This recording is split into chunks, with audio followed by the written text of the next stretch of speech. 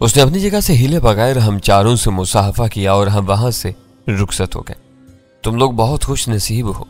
सरदार सिबगतुल्लाह ने तुम्हें बहुत इज्जत से नवाजा है। बाहर निकलने के बाद कंदूर खान ने रश्क आमेज आवाज में कहा, गालान में इतनी इज्जत गिनती के लोगों को मिली है। आज का दस्तरखान वाकई बहुत शानदार था। उस इज्जत अफजाई को हमेशा याद रखूंगा। सुल्तान शाह ने भराई हुई आवाज में कहा, गालान में कहा किसी को एक वक्त में इतने खाने नसीब होते होंगे। कुर्बो जवार में जलती हुई मछलों की नाहमवार रोशनी में कंदूर खान ने बुरा सा मुंह बनाकर सुल्तान शाह को घूरा और चलते चलते कहा, तुम्हारे आसाब पर सिर्फ खाना सवार होकर रह गया है।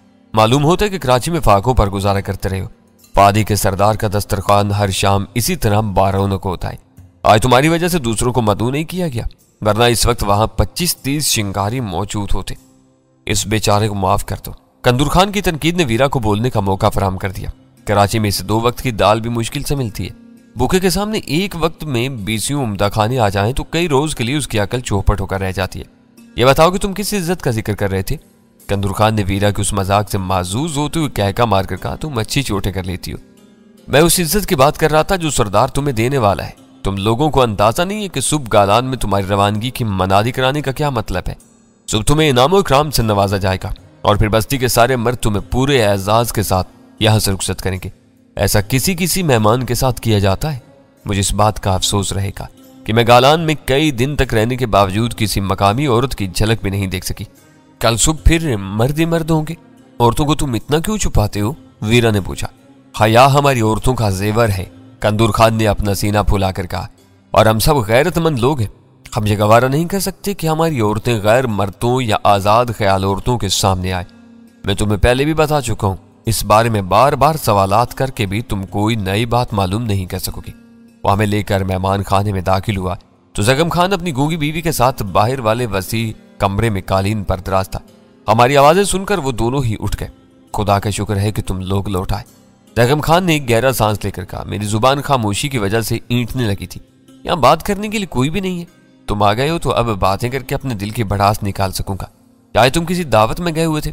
ज्यादा बातें मत करो। मेरे बोलने से पहले कंदूर खान ने उसे झिड़क दिया, इन लोगों को सुबह यहाँ से रवाना हो जाना है, इसलिए अभी से अपनी गूंगी बीवी के साथ वक्त गुजारने की आदत डालो।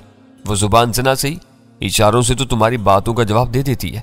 क्या तुम सब यहाँ से वापस जा रहे हो? उसने मायूसाना लहजे में हम लोगों से मुखातिब होकर पूछा। कंदूर खान उसके रद्द-ए-अमल की परवाह किए बगैर वहां से वापस चल दिया था। तुम तो इस तरह पूछ रहे हो जैसे खुद सारी उम्र यहीं रहना चाहते हो। मैंने तन से कहा, मैं इस औरत से आजिज आया हुआ हूँ। तो गोरजान की तरफ इशारा करते हुए बोला, ये अपनी बेटी की शादी होने तक यहाँ रुकने पर मुस्तर है। कौन जाने कि ये इसके बाद भी यहाँ से जाने पर आमादा हो सकेगी। कालान से ऐसे ही बेजार हो तो गोरजान को यहाँ छोड़कर काबुल क्यों नहीं चले जाते? सुल्तान शाह ने कहा, बीवी को अकेला छोड़कर मैं कैसे जा सकता हूँ? उसने बेसाख्ता कहा, अजनबियों की बस्ती में अपनी औरत को गैर मर्दों के रहमो करम पर छोड़ना मेरी हमीद के खिलाफ होगा। मैं उसे अपने साथ लेकर जाऊंगा। तुम बहुत मालून और हिलाचू आदमी हो। सुल्तान शाह नफरत से बोला, तुम्हारी हमीद उस वक्त कहाँ जासूस हुई थी जब तुमने अपने सर पर बाप बनने का जाली ताज सजाने के लिए पाइंदा गुल से साजिश की थी? उसके चेहरे का रंग उड़ गया और वो इधर उधर देखते हुए खौफजदा आवाज में बोला, आहिस्ता बोलो, किसी ने ये बातें सुन ली तो मेरी जिरगे वाली कहानी का भरम जाता रहेगा। इंसान से जिंदगी में कभी कभार भूल हो जाती है। इसका यह मतलब नहीं होता कि उस भूल पर उसे सारी जिंदगी नश्तर जनी का निशाना बनाया जाता रहे। सुल्तान शाह के जले कटे तबसरे पर कौरजान का चेहरा खिल उठा और आंखों में हैवानी चमक उतर आई।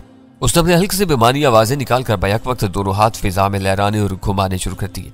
वो अपने मखसूस इशारों की मदद से कुछ कह रही थी जो हमारे पल्ले नहीं पड़ सका, लेकिन जैगम खान के लिए इशारों की वो जुबान अजनबी नहीं थी। अपनी बीवी का मकसद समझकर उसने उसे बुरी तरह झिड़क दिया, खामोश बैठी रहे। मैं ऐसी कड़वी कसीली बातों से मरने वाला होता तो आज से बरसों पहले बेवा हो चुकी होती। फिक्र न कर, मैं तुझे कब्र में उतारने के बाद भी बरसों जिंदा रहूंगा और तेरे अरमान कभी पूरे नहीं हो सकेंगे। वो शायद रोए जमीन का अजीब तरीन जोड़ा था। वो एक दूसरे से नफरत करते थे, एक दूसरे को कोसते रहते थे, दूसरों के सामने बेइज्जत करते थे और बद्दुआएं देते थे, लेकिन एक दूसरे का साथ छोड़ने पर आमादा नहीं थे। खूंखार जोंकों की तरह आपस में लिपटे हुए थे। मैं इस जज्बे का सुराग लगाने से कासिर था जिसने उन दोनों को यकजार रहने पर मजबूर किया हुआ था। इनमें दूर दूर तक कोई कदरे मुश्तरक नजर नहीं आ रही थी। कौरजान चंद सानियों तक कहर भरी नजरों से अपने चौर को घूरती रही, फिर किसी चील की तरह उस पर झपट पड़ी और उसके जिस्म पर थप्पड़ों की बरसात शुरू कर दी। वो तमाशा खासा दिलचस्प और इबरत अंगेज था, लेकिन हम वहां रुकने और इस झगड़े में मुलविस होने के बजाय अपने कमरे की तरफ बढ़ते चले गए। लंगड़े जैगम खान ने अपनी बीवी के हमलों से बचाव में नाकाम रहने के बाद जवाबी वार करने शुरू कर दिए थे। फिजा उनकी लड़ाका बिल्लियों जैसी गुस्सीली घराहटों और तेज आवाज से गूंज रही थी। कमरे में राजदाराना गुफ्तगू का मौका मुयस्सर आते ही वीरा ने एक मुतवक्का सवाल कर डाला। सरदार सिबगतुल्लाह ने तुम्हें अपने कमरे में ले जाकर क्या राजो न्याज किए थे? वापसी पर वो कुछ उकड़ा उकड़ा नजर आ रहा था। वो हमें रोकने पर मुसर था और मैं फौरी वापसी पर जिद कर रहा था। मैंने उसे टालने की नीयत से कहा, हमारी इस तकरार का नतीजा तुम सुन ही चुकी हो। उसने खुद हमारी कल रवानगी की खबर सुनाई थी, लेकिन तुम दोनों बहुत देर बाद आए थे। गजाला ने इस्तबा आमेज लहजे में कहा, कितनी भी हुज्जत और तकरार होती, इतनी सी बात में इतना वक्त नहीं लग सकता था। और क्या बातें होती रही थी? गजाला के सवाल से वीरा को शह मिल गई और उसने खतरे खफकी से कहा, अब डैनी का रवैया बदल रहा है। इसने बहुत सी बातें छुपानी शुरू कर दी हैं। हालांकि पहले कभी ऐसा नहीं होता था। हम मिलजुल कर मशवरे करते थे। रवानगी के अलावा जो बातें हुई वो इतनी खुशगवार नहीं थी कि उन्हें दोहराया जा सके। मैंने वीरा से कहा, तुम बिला वजह मेरी नीयत पर शुबा कर रही हो। मैं जरूरी बातें हमेशा बता देता हूँ। मैं भी यही कह रही हूँ। वो एक एक लफ्ज पर जोर देकर बोली।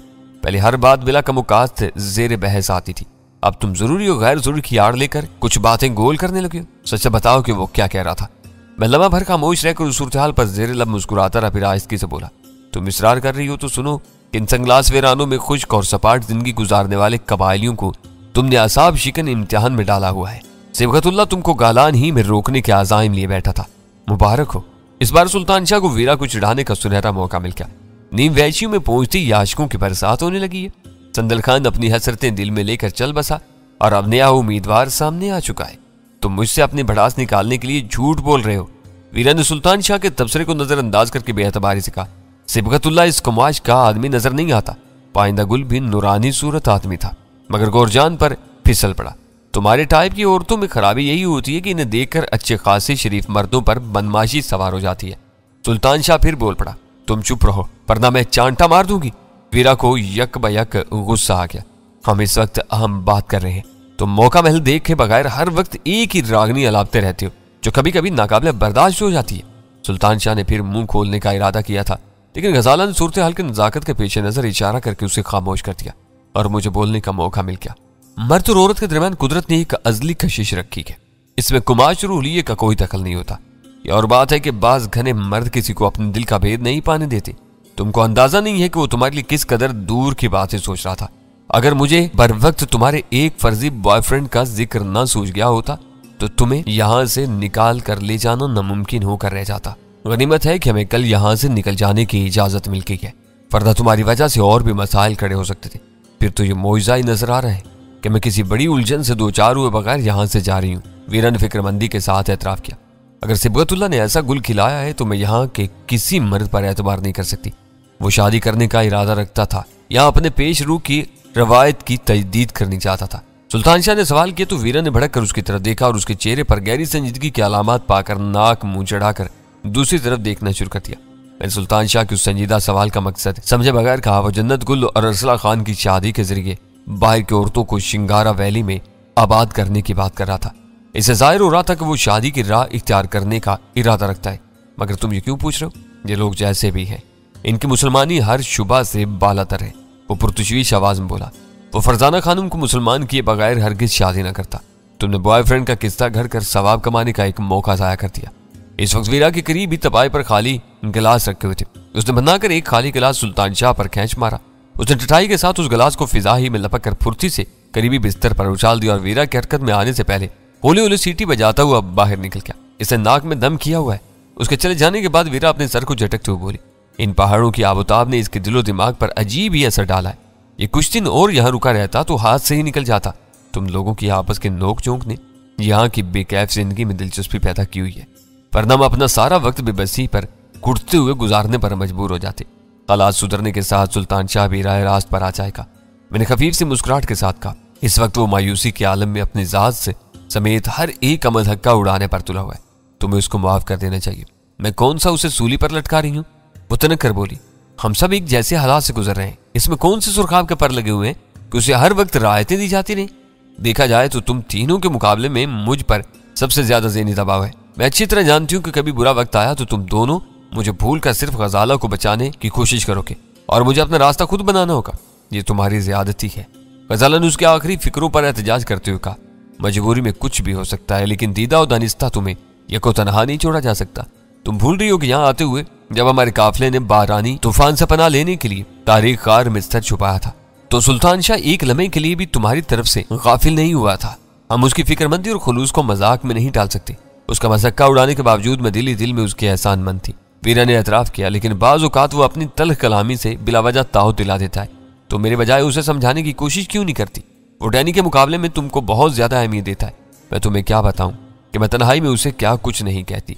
गजाला ने बेचारगी से कहा, वो अपनी गलतियां भी तस्लीम कर लेता है, लेकिन तुमसे आमना सामना होती उसकी कोई ना कोई रग भड़क उठती है और कोई ना कोई नया तनाजा उठ खड़ा होता है।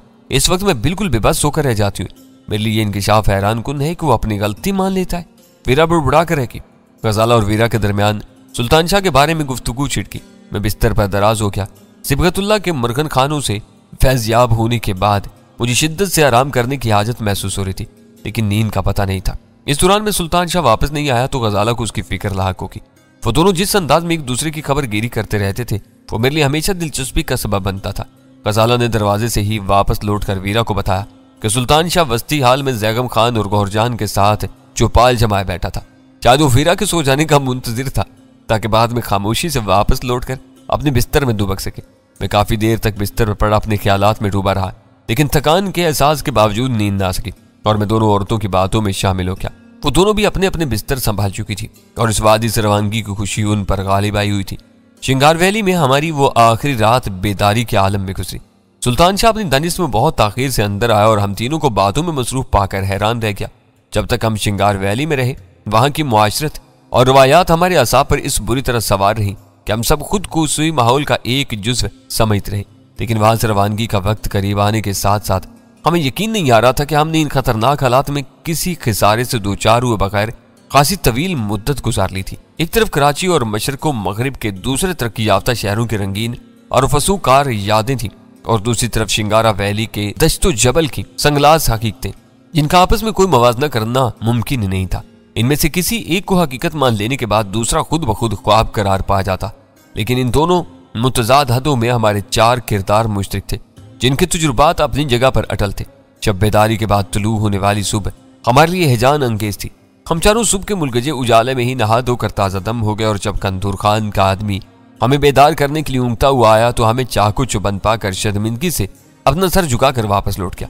बाहर खूब उजाला फैल जाने के बाद कंदूर खान नाम मौजूद हुआ। उसके पीछे दो खिदमतगार हमारे कमरे में चले आए और उन दोनों ने मामूल के मुताबिक गर्मा गर्म नाश्ते से भरी हुई थालियां उठाई हुई थी। मालूम होता है कि अपने घर लौटने की खुशी में तुम चारों सारी रात जागते रहे हो। कंदूर खान ने हमारी खुमार से भरी हुई आंखों का जायजा लेकर गर्मजोशी से कहा, जाने की खुशी के साथ इस बात का सदमा भी है कि हम तुम जैसे पुरखुलूस दोस्तों से बिछड़ जाएंगे। बाद में न जाने हम एक दूसरे से मिल भी सकेंगे या हमारी आखिरी मुलाकात होगी। मैंने जवाब दिया, हमारे दरमियान कोई कारोबारी मामला तय हो गया तो मुलाकातें होती रहेंगी। कंदूर खान ने हमारे साथ नाश्ते में शरीक होते हुए कहा, हम लोग कराची तक आते जाते रहते हैं। जंग में पुराने आदमियों के काम आ जाने के बाद हम चंद आदमियों पर बाहर के काम का दबाव बढ़ जाएगा। जब तक नए आदमी बाहर के रस्म रवाज और जुबान से वाकिफ नहीं हो जाते, गिनती के चंद अफराद ही को बाहर के पेड़ लगाने होंगे। वो कारोबारी मुलाकातें होंगी, दोस्ती तो बेगर्ज और दायमी होती है। कंदूर खान धीमे से हंस पड़ा, गौर करो तो हमारी दोस्ती की बुनियाद भी लेन देन पर इस्तवार हुई है। तुमने पाइंदा गुल के खिलाफ हमारा साथ दिया और हमने तुम्हें अपना मुअज़्ज़ज़ मेहमान बना लिया। यही कारोबार में होता है। वो ठीक ही कह रहा था। मादा परस्ती की इस दौर में दोस्ती तो दरकिनार, रिश्ते भी मुश्तरका मफादात के साए में परवान चढ़ते हैं। जहाँ कोई फायदा होने की उम्मीद न हो, महज वजादारी की बिना पर सगर रिश्तेदार भी एक दूसरे से मिलने में कोई गर्मजोशी नहीं दिखाते। अगर इस वक्त कंदूर खान की बात गलत भी होती तो मैं हरगिज उसकी तरदीद नहीं करता। अपनी रवानगी के आखिरी मरहले पर उस पुरहोल वादी के किसी खारिजदा कुत्ते को नाराज करने का खतरा भी मोल नहीं ले सकता था। वो तो सरदार सिबगतुल्लाह का मुंह चढ़ा मशीर और मुआवन था।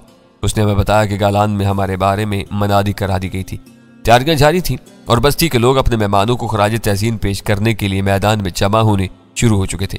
नाश्ते से फारिग होने के बाद कंदूर खान उठ खड़ा हुआ। हमने अपने कमरे पर अलविदाई नजरें डाली, फिर तन के कपड़ों के साथ इस कमरे से बाहर निकला। हमें पाइंदा गुल के वफादारों ने शब ख्वाबी के लिबास में नंगे पैरों कराची से अगवा किया था, मगर मरहूम संदल खान के तुफैल इस वक्त हमारे जिस्मों पर साफ सुथरे शिंगारी लिबास मौजूद थे और पैर भी जूतियों से महरूम नहीं थे। बाहर जैगम खान और गौरजान का कहीं पता नहीं था। शायद वो दोनों आपस की बक और झकझक से निमट कर किसी कमरे में गहरी नींद सोए हुए थे। कंदूर खान मेहमान खाने से बाहर निकलने के बाद एक सीधी राहदारी में हो लिया जो काफी फासले के बाद दो समतों में तकसीम हो गई थी। इस रोज मैंने पहली बार ये तमाशा देखा कि रास्ते में नजर आने वाला हर शिंगारी हमारे सामने से एहतरामन सर को खफीफ सा खम देकर गुजर रहा था और मुझे दिली खुशी हो रही थी कि इस वक्त तक सब कुछ हमारे हक में नजर आ रहा था। बज़ाहिर हमारी रवानगी में किसी रखना अंदाजी का इम्कान नहीं था। एक तवील रास्ता तय करने के बाद हम हवेली के मगरबी दरवाजे से बाहर निकले तो दूर तक फैले हुए पथरीले और हमवार मैदान में एक मेले का सा समा बंधा हुआ था। सूरज मशरिक से बतदरीज बुलंदियों की तरफ उठता जा रहा था। इसी के साथ फसील के लंबे साए गैर महसूस अंदाज में सुकड़ते जा रहे थे। फसील के साथ ही चंद तख्त जोड़कर स्टेज बनाया गया था। इस पर कालीन डालकर मसनदें लगाई गई थी। इनमें से वस्ती मसनद बहुत आरास्ता और कुशादा थी। वो यकीनी तौर पर सिबगतुल्लाह के लिए रखी गई थी। कंदूर खान हमें लेकर तख्त पर चढ़ा तो मैदान में दूर तक बेशुमार शिंगारी बच्चे, जवान और बूढ़े रंगारंग मकामी मलबूसात पहने फैले हुए थे और आहिस्ता आहिस्ता उनकी तादाद बढ़ती जा रही थी। कंदूर खान हमारे साथ छोटी मसनदों पर बैठा ही था कि किसी नादीदा नकारे पर जरब लगाएगी। फिजा दहल उठी। इसी के साथ सारी निगाहें हवेली से निकासी के रास्ते की तरफ उठने लगी। चंद मिनट बाद सरदार सिबगतुल्लाह मुसल्ला शिंगारियों की जुर्मट में तेज तेज कदमों से चलता हुआ नमूदार हुआ और फिजा खौलनाक चीखों से लर्ज उठी। चिंगारी अपने होंठों को दायरे की सूरत में सिकोड़कर पिपड़ों की पूरी कुव्वत से चला रहे थे और अपने धानों में एक उंगली डालकर जोर जोर से हिला रहे थे। सरदार सिबगतुल्लाह मुरबियाना अंदाज में हाथ लहराता हुआ तख्त पर चढ़ा। उसके साथ चंद शिंगारी भी ऊपर आ गए। बकिया स्टेज के पीछे चले गए। सिबगतुल्लाह ने ऊपर आते ही मुझे पूरी कुव्वत से अपने सीने से लगा लिया। उसके हमराइयों ने भी बारी बारी मेरे और सुल्तान शाह के साथ वही अमल तुराया। औरतों के साथ सिर्फ हाथ मिलाने पर इक्तिफा किया गया। इस रस्म के खात्मे पर सिबगतुल्लाह ने हम सबको बैठने के लिए कहा और खुद मजमा की तरफ मुतवज्जा हो गया। उसका सामना होते ही मजमा पर सन्नाटा छा गया और दूर तक फैले हुए शिंगारी तेजी से स्टेज के करीब सिमटने लगे। सिबगतुल्लाह ने गुंजीली आवाज में अपना खिताब शुरू किया तो उसका मफहूम हमारी दस्तरस से बाहर था। वहां किसी बात की तायीद या तरदीद का मसला दरपेश नहीं था, इसलिए तर्जुमा करने की जरूरत नहीं समझी गई थी। अलबत्ता वो अपनी तकरीर के दौरान में बार बार हमारी तरफ इशारे करता जा रहा था, जिससे जाहिर हो रहा था कि वो हमारे ही बारे में रत्बुल लिसान था। वो कई मिनट तक बेतकान बोलता रहा और लोग सब्र सुकून से सुनते रहे। उसके खामोश होते ही एक बार फिर कानों के पर्दे फाड़ देने वाली चीखों का अजीबो गरीब सिलसिला शुरू हो गया। इसी बेपनाह शोर में स्टेज के नीचे से 4 सजे हुए थाल निकाल लिए गए और फिर सिबगतुल्लाह ने एक झिलमिलाता हुआ लिबादा खोल कर मेरे शानों पर डाल दिया।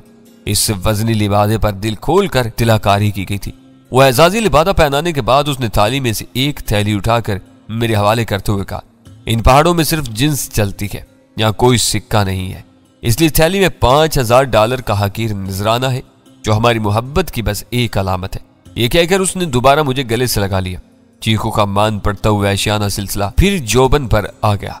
सरदार सिबगतुल्लाह सखावत और दरियादिली से काम लेते हुए हम चारों को वो एजाजी लिबादे और मुसावी डॉलरों की थैलियां अता की तो मेरे ज़हन में मुगलों के दरबारों की कहानियां ताज़ा होगी।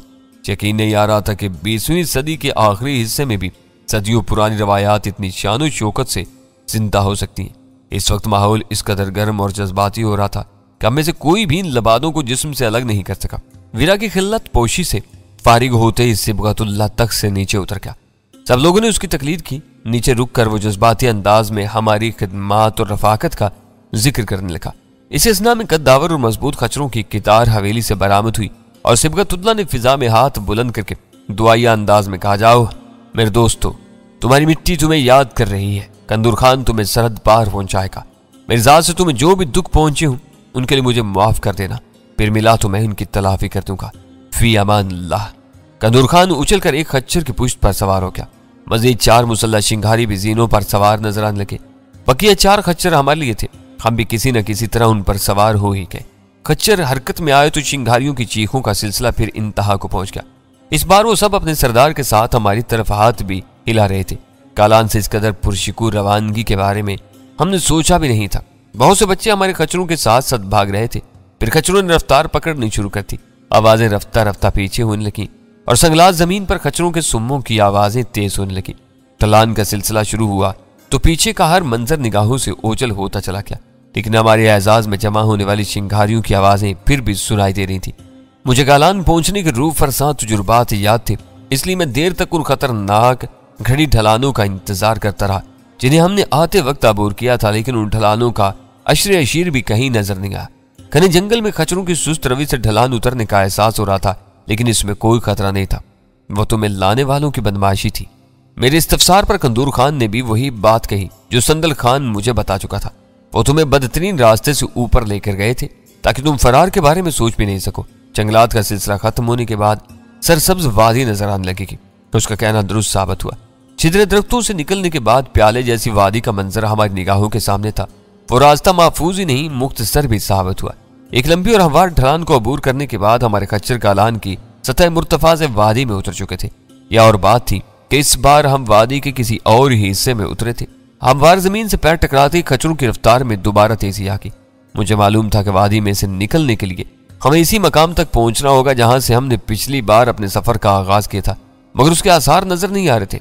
मैदानी इलाके में निस्बतन काफी तवील चक्कर काटने के बाद हमें पत्थरों से बने हुए वो मकानात नजर आए जो वादी में दाखिले के वाहिद रास्ते के सामने एक नाकाबिल तस्खीर फसील की तरह हायल थे।